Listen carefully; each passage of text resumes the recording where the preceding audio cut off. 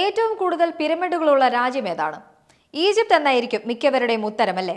എന്നാൽ ഈജിപ്ത് അല്ല, സുഡാനാണ് ഏറ്റവും കൂടുതൽ പിരമിഡുകളുള്ള രാജ്യം. ഏതാണ്ട് 250-ലധികം പിരമിഡുകളാണ് സുഡാനിലുള്ളത്. എന്നാൽ പിരമിഡുകൾക്ക് പ്രശസ്തമായ ഈജിപ്തിൽ 138 പിരമിഡുകളെ കണ്ടെത്താനായിട്ടുള്ളൂ.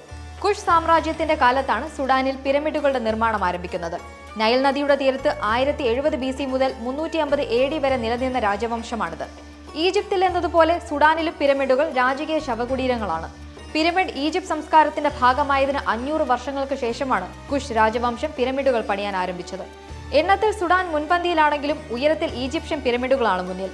6 മുതൽ 30 മീറ്റർ വരെയാണ് സുഡാനിലെ പിരമിഡുകളുടെ ഉയരം. എന്നാൽ ഈജിപ്തിലെ പിരമിഡുകളുടെ ശരാശരി ഉയരം 138 മീറ്ററാണ്.